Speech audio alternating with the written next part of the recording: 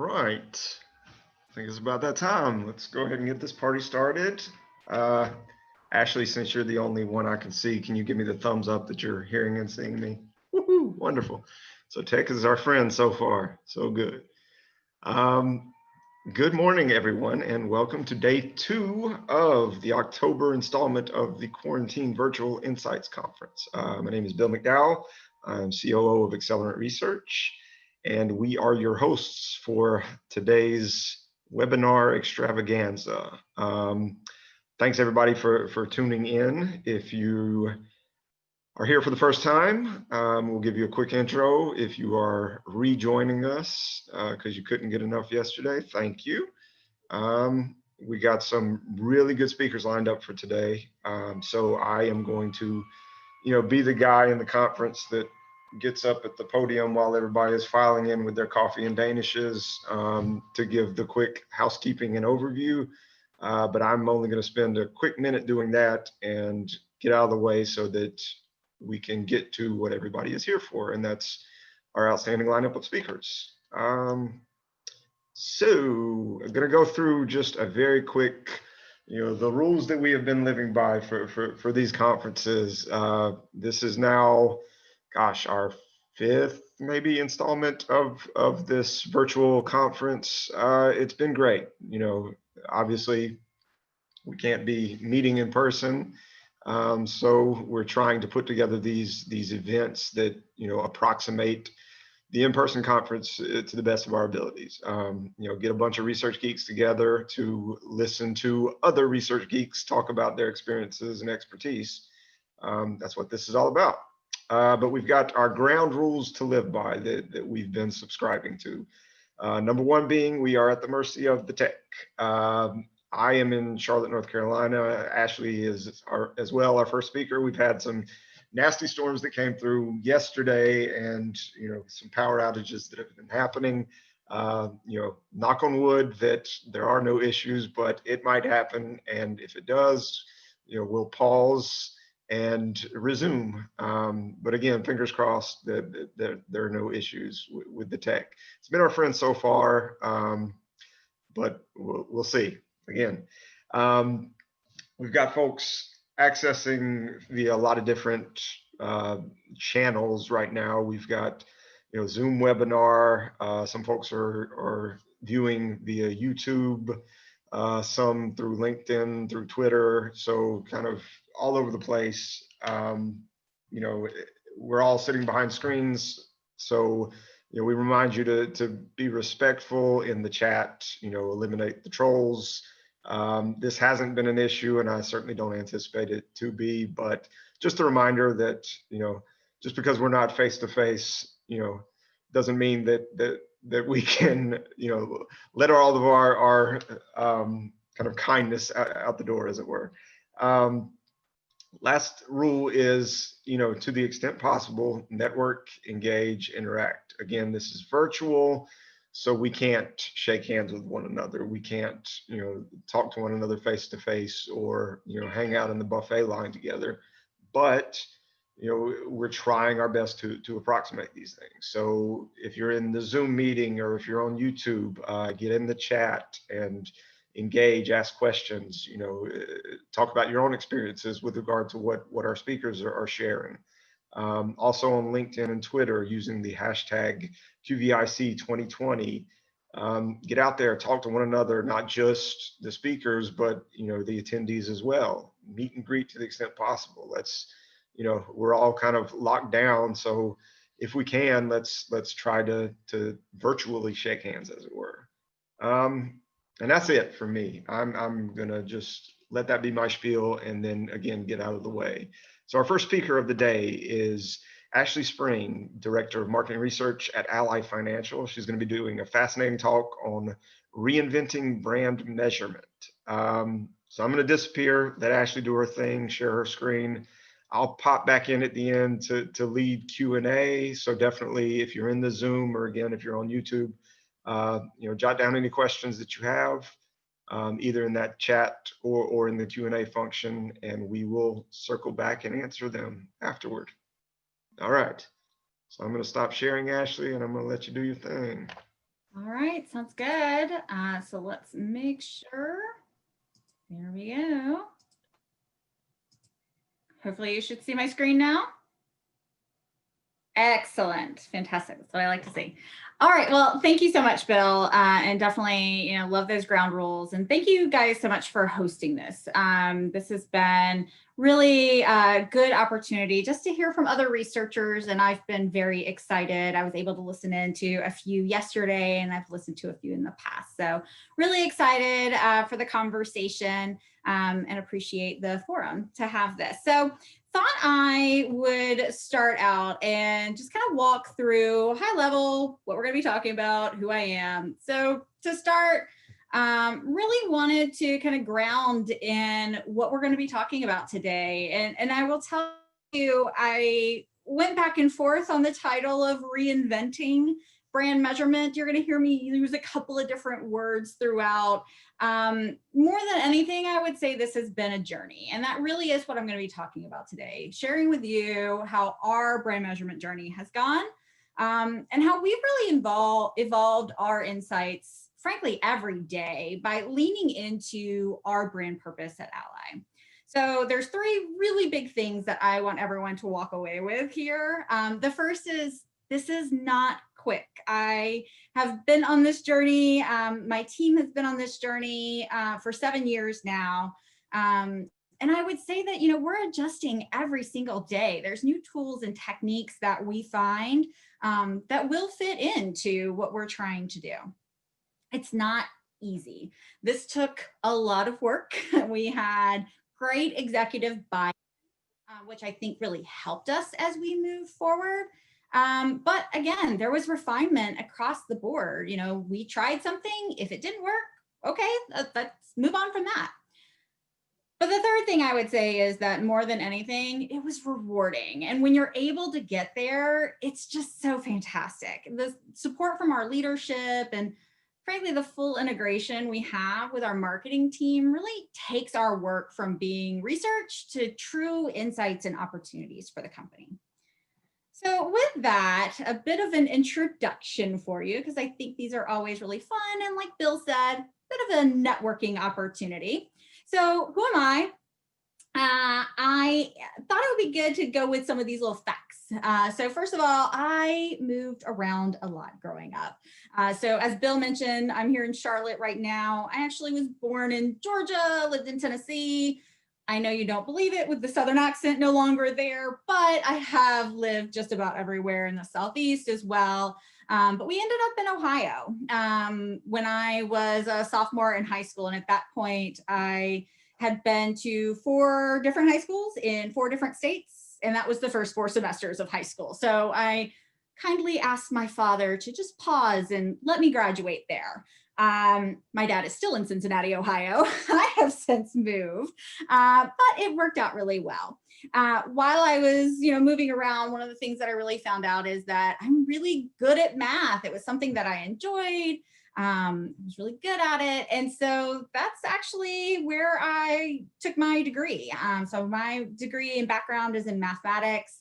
I always find it very interesting in these conversations. I've heard quite a few people recently in some of these similar virtual conferences talking about, backgrounds in sociology and psychology, which I think is amazing. And that's how they got into research. But I was the one that was really excited about the statistics side of things. So that's how I got here.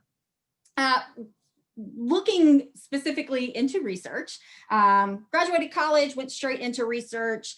I spent 7 years on the vendor side, and I've now spent about 14 years on the client side. So good balance of, understanding from a vendor side, how we get that data, really getting down and dirty in there and starting to understand how to really take that data and start to build the story. And then from the client side, it really has been beneficial of the idea of taking the data from all of our partners and taking that story and actually integrating it into how we go about our business every single day. Mentioned obviously 14 years at clients. I joined Ally in 2013. So as I talked about early, this has been a 7-year journey. basically the journey we've been on since I joined Ally. And it's been just really fantastic here. I'm super excited about where we've been and where we're going. Probably, as you can tell by the fun hair color that matches a lot of the presentation. I enjoy our colors and really think we have a great opportunity here with Ally. Personally, I like to think of myself as a funtie, so a fun auntie. I have a wonderful niece and nephew that I love spending time with, especially since I don't personally have children of my own, but I am a mom to two very precocious cats. One of whom is currently sunbathing in the windowsill in the room that I'm in right now. We are looking at hopefully getting a doggy to join us soon. So hopefully we can get a rescue to come in and join our family. Another thing here with Ally, I am a co-chair of our Charlotte Pride Ally ERG, which is one of those things with Ally that I just love about our company. We have these groups that allow us, whether we're allies with the group or participants in the group, that give us these chances to really connect with coworkers about things that we're passionate about, the things that we identify with, in groups that we may not connect with otherwise. It's folks outside of our day-to-day working atmosphere. And I think it's just a great opportunity to learn, engage, and really just be a part of the community. So I was really excited to be a part of the Charlotte Pride Ally ERG through our co-chair. And then last but not least, my happy places. Unfortunately, with everything going on with COVID and all that wonderful stuff, don't get to do them a lot. But Disney and concerts are my happy places. I won't lie to you, Disney Plus has kind of gotten me through a lot of this, but that's what has been really beneficial. So with that, I will say, I don't think you're going to be surprised. But as we go into my research background, that the personal brand research journey starts here. This is me about 2006, along with my sister-in-law, my niece, and some random princess. You know, again, kind of going to my background in brand research. At this point in 2006, I had been working in brand research for a couple of years on the vendor side, and we were leveraging Kevin Keller's customer-based brand triangle, brand equity model on global brand measurement for some of the billion-dollar brands in P&G, like Tide, Pampers, Always. I joke around that once you talk about stains, BMs, and flow in a boardroom, you can talk about anything. The research we were conducting provided really core metrics for these brands. And we were using massive surveys that were going out daily, quarterly, or yearly, depending on the needs. We would analyze the category needs, the brand performance for P&G, as well as their competitors, and opportunities for growth. I don't think anybody is going to be surprised when I say the reports would be hundreds of pages long, and we'd provide, you know, summaries of each section, along with a summary of the findings at the beginning of the deck. You know, we would spend 2+ hours with executives quarterly or yearly, going through as much as we could of the reports. You know, occasionally, as part of the conversations, we'd hear some discussion of the implications, but you know, we were on the vendor side. That wasn't really kind of where we were fitting in. We were there presenting the facts of the report, not really the broader implications or strategies. I then moved to the client side research, and after a few years in sports, came over to Ally. So for those of you that don't know Ally, as you can see in our mission, we are all about being, for all things money, we want to be the ally people deserve by providing digital products, technology, and services to help everyone achieve their best future. Our brand launched in 2009 at a time when the world didn't need another bank, it needed a better bank. And you may have seen our ads over the years, and they have changed. You know, we started out with kids, moved into skeptics, and we actually just launched our new Crisp and Crumple dollar bill campaigns, but our brand purpose has remained the same. It's all about being a relentless ally that always does right. And that idea is actually how we view our marketing research here. So that includes our brand. we really feel like we're a relentless ally for our marketing partners that always does right. And part of that is really engaging with our marketing partners throughout. And you're going to see that as we start to think about how we've gone through that brand journey. And, again, part of this conversation is, how we've reinvented brand research here at Ally. So I'm going to start with where we were in 2013 as a brand. So you may know about this, but when I came to Ally, we had really two lines of business, bank and auto. And at the time, those were two very different brands with two very different brand tracking surveys that were happening. But I don't think you'd be surprised to see the model that we were leveraging was pretty much the same thing that we had been using when I was on the vendor side. And it had already been, 5-10 years at that point since I had been on the vendor side. And, it's still the same brand model design that we had used, but it's not a bad thing. The model itself was working, but it didn't take into account that only the bank brand was consumer facing. The auto brand was dealer facing. But we were measuring the auto brand among consumers the same way we measured bank. Additionally, these two brand surveys were the bulk of the research we conducted for the businesses each year. So even though they were long surveys, we kept either adding questions or trying to analyze the data to answer a business question that, frankly, the survey wasn't set up to answer. And I mean, it's as simple as, this is 2013, what new fintech competitors would mean for our brand versus the current competitor list we were evaluating. Finally, the reason why these surveys were the bulk of our research we conducted was, frankly, because of the cost. We were spending over $1 million a year on two surveys. And again, in P&G days, that probably would have been for Ally, a little bit more scrappy. So that really just doesn't work for what we were trying to do. So with that, I thought it would be good. So we talked about 2013. This actually gets us into how we started this evolution, how we started to really reinvent all of this. So looking at 2014 and 2015, we started out really small. It was little changes that allowed us to start to really broaden our brand measurement. So we worked with our partners to expand who we were including in the survey. It was broadening our sample. It was as simple as, when we first built these surveys, we were looking at our target audience only. We weren't looking at the broad audience. So all of a sudden it went from, oh, we don't want to look at 35 plus, we want to look at 18 plus. Small change. It opened things up though. It started to give us a more realistic picture. We also began adding in new products, including vehicle service contracts and auto and credit card and bank. And this was because our brand was starting to change. So where we only had two lines of business when I first joined, we were starting to expand. We also adjusted our brand list. So again, back to that question of how are fintech competitors going to be coming in and changing things up? We really wanted to take out brands that weren't a primary focus and start adding in those new competitors that we needed to know how consumers were thinking about them.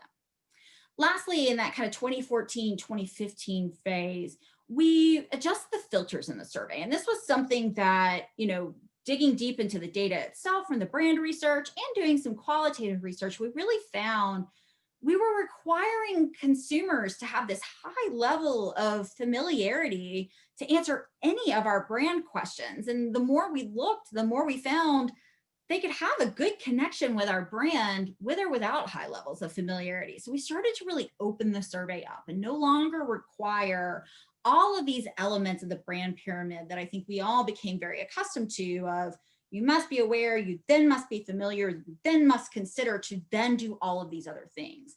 As consumers are evolving, that model just wasn't working as effectively. As we started to move into 2016, that's when the Ally brand was really transitioning into a goal of one Ally. That's when our CEO, JB, came on board, and his focus really was kind of reuniting this. So it wasn't just the bank brand and the auto brand, we were one Ally. And that included moving into one marketing team. And that meant that we needed to reflect that in our brand research.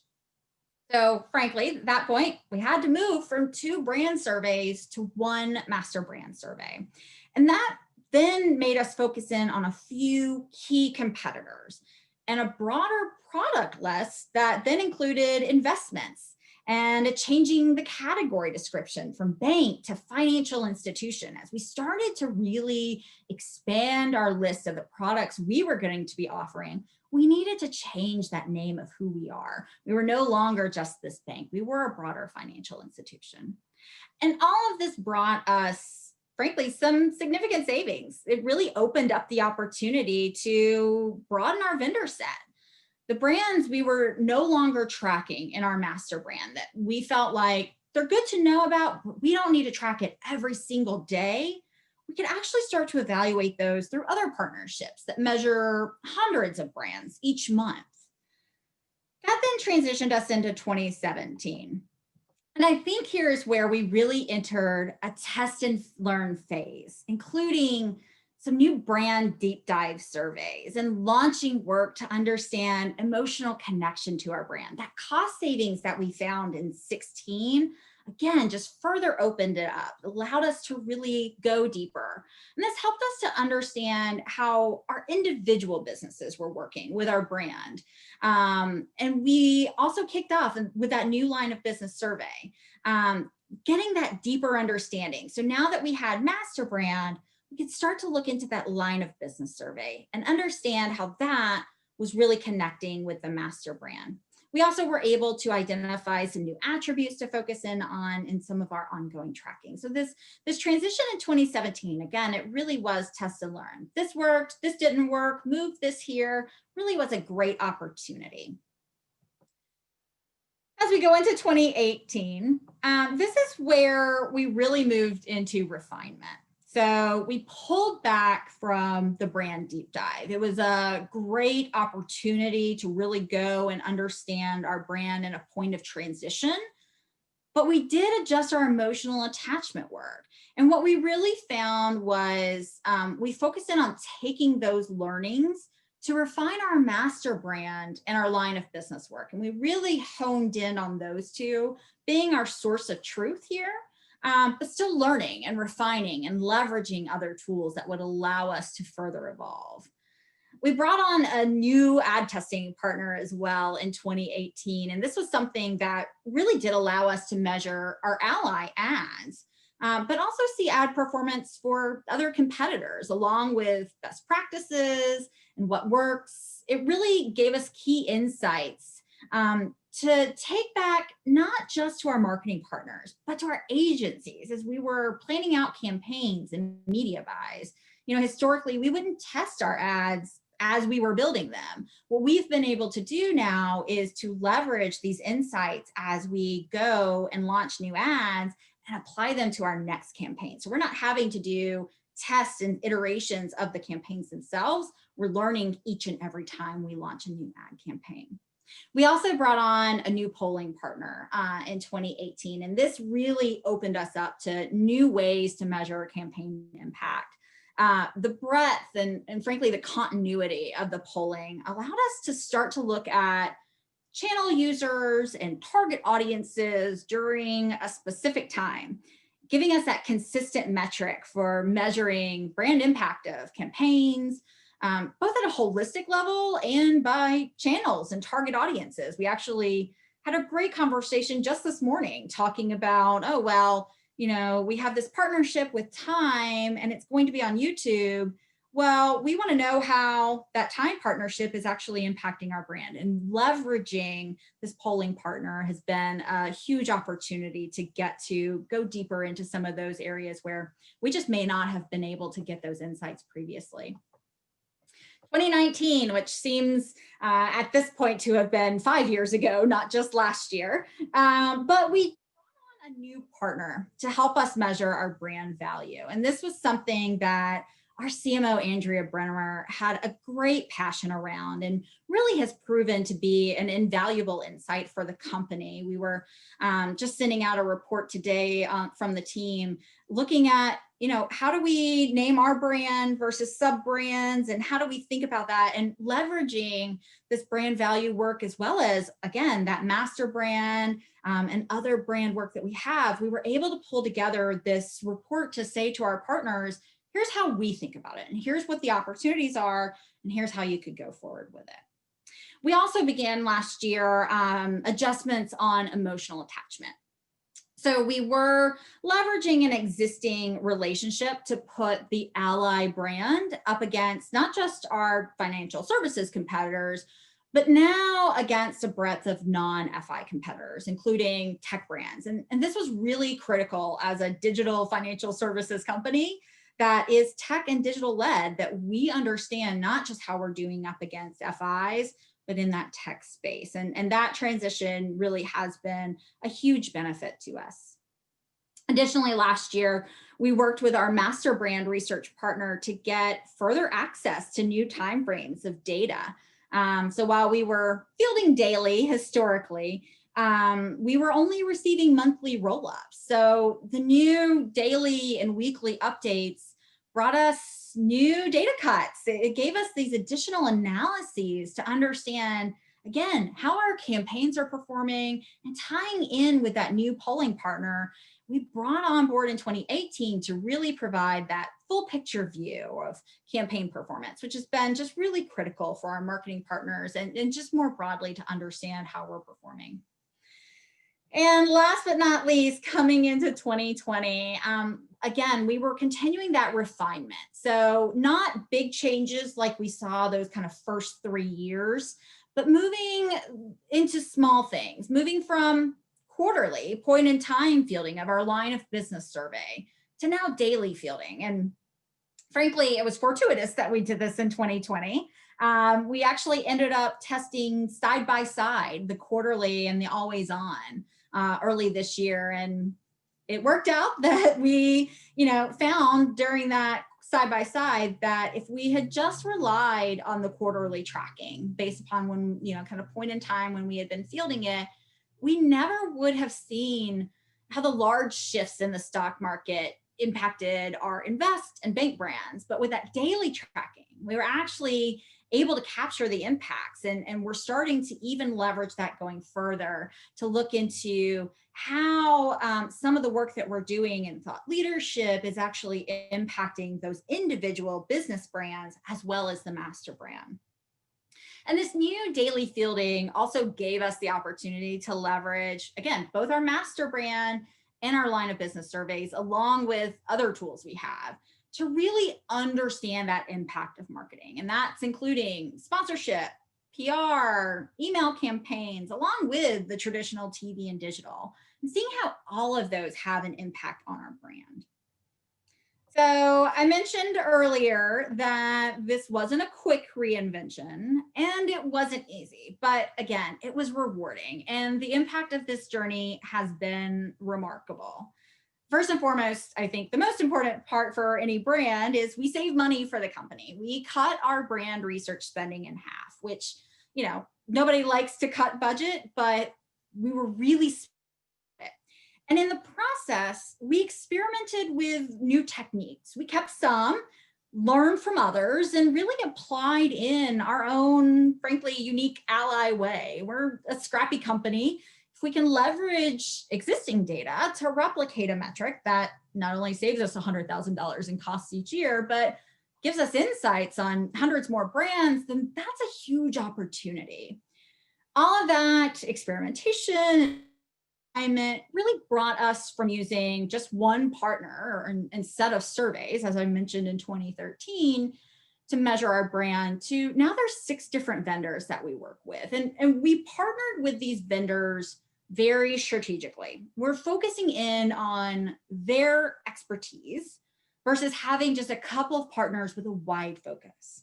We found that expertise gives us the opportunity to leverage their data to understand the impact of our marketing and influence future work while still reporting consistent metrics at a holistic level. So we started out with a picture of my niece and I at Disney when I was in the early stages of my brand research journey, So I thought it was only fitting that we start to close up in the same place. So here we are. This is my niece and my nephew from earlier this year. She's 15 now. And yes, that is us at Disney pre-COVID. We did go again. That time we did have to wear masks back in September, but we always had fun. The thing about all of this for me is we've grown and changed. And I think it's so important to look back on some of these photos and see, how much we've changed over the years, but we're still the same person. We're just evolving with the world around us. And that really is how I think about our brand measurement strategy. So where, we started out as I came in the door, we just wanted to know the awareness. We still want to know the awareness.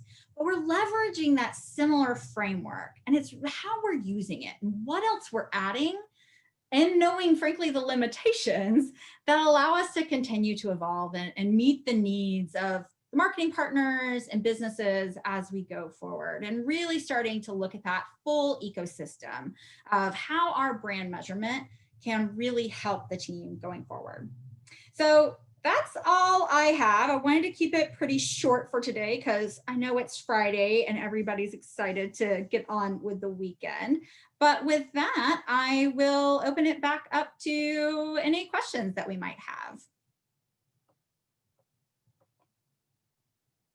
So I don't know, Bill, if there were any that came in.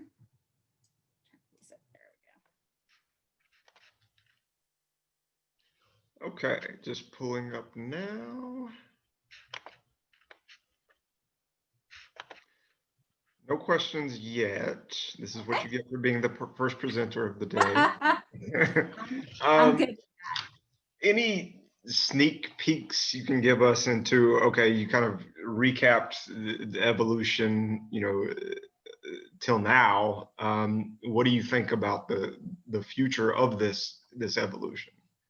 Yeah, I think for us, we're still in that refinement phase. I do foresee having to move into a little bit more of a test and learn in the next couple of years, especially as, we're a brand that wants to continue to grow. Our CEO is really eager to get into new product lines and really help consumers, again, kind of going back to our main brand positioning of we really want to be that ally for all things money. So I think for us, we're going to be looking into how we can continue to refine. And I think we're going to just keep digging into the insights that we have. I mean, the data that we've really worked with our partners has opened up this just huge new opportunity. So being able to not just look and say, okay, our awareness for this line of business is this, and our consideration is this. Now we're able to go in and say, oh, well, we had this activation going on, or even frankly, this conference going on. How did our awareness of the brand change during that time frame? And really starting to evolve it and start to understand how each of these pieces and parts of our marketing are starting to add up to the bigger picture of it all. Looks like we've got a question from Felicia, which is, what do you think about Truist choosing purple as their prime color? Yeah, listen, I'll tell you, it was interesting. There was obviously some buzz around the company when that came through. Historically, I think banks all chose blue, reds, or green. So, I'm excited to see other companies kind of expanding into fun new colors. I will tell you, I was at Truist Park here in Charlotte for an event a couple of weeks ago. And it's one of those moments where I was like, oh, there's purple around here and it's not Ally. So it's interesting for sure. Let's see. Any other questions for Ashley? So I know you talked a little about, at the initial, I guess, starting of the evolution, starting to work in, the whole fintech invasion and all that was going on there. I mean, it seems like this category changes on a daily basis. I guess, how often do you call timeout, fight the temptation to, make changes on the fly at all times versus, keeping things steady from a tracking and trending standpoint? Yeah. Yeah, I mean, listen, that's one of the biggest aspects of this is where do you draw a line in the sand and say, okay, we have to make this change because of X, Y, and Z. I think for us, we've tried to be very strategic about it. When we start to see new brands and companies coming in that we want to monitor, we're going to go to one of our partners that's just out testing brands every single day. We'll get a benchmark there so that we're not changing our tracking work, but we at least start to we start to understand who they are, how consumers are reacting to them, how customers are reacting to them, and how they compare to Ally, just at a very holistic level. As we evaluate it, we will take the time, and if it makes sense, we'll add it into our brand tracking.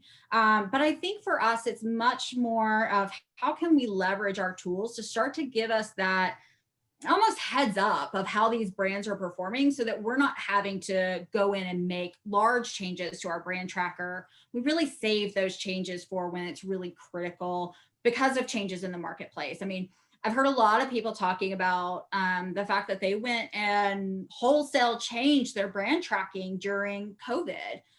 Makes sense. But for us, because we're no longer reliant on that one survey really being our source of truth and all insights, we actually were able to leverage all these other tools and techniques to answer some of those questions that were coming up around COVID that I think others may have leaned into their brand tracking for. And again, it's what works best for your company. Our team really has taken on much more of a role of being very connected to the marketing team. So I jokingly say I don't even know if I do research anymore. I feel like I'm just a marketing partner that happens to dig into the insights and kind of help the team there. But you know, we were so deep into what's happening with the consumers and how are things changing for them that realistically, we didn't go into our brand tracker so much as what else is going on that's changing their media habits that we then could infer from what we're seeing in our brand tracking. So it's almost taking all the other information that we see from various research to help inform how we analyze that data to tell the bigger story. Okay. And a couple of questions come in. Let's see. Did you incorporate DIY tools in bringing down your overall budget that you mentioned? Surprisingly, not really. We actually lean pretty heavily into some full service companies. Now, I will tell you, we have an amazing person on our team that is a fantastic statistician, and he can take what our full service teams are doing with research and analyze the data in new and innovative ways that would have really probably added some costs there. But primarily, we're really leaning into companies that are going out and doing the full service research for us or buying syndicated research and then analyzing it and leveraging the different pieces and parts, again, to kind of tell that bigger story. But we did look into DIY. We continue to have those conversations. I don't shut it down. We just really haven't found that it was enough of a cost savings to really validate going and changing over work. Actually worked with our vendors to restructure how we were reporting. It was as simple as, do we need to have big quarterly reports, or maybe could we cut it down to just a monthly scorecard and then we start to dig into the data? So it's those types of refinements that allowed us to continue really strong relationships, but still get some of those cost savings that we needed to find that then allowed us to do other things and really expand the system. Yeah, so not so much a platform-based DIY approach, but at least, you know, bringing some of the analysis. And analysis. Yeah, we've definitely brought some of the analysis back in-house. Yep. Okay. And Michelle asks, how do you measure brand health and what daily metrics do you review?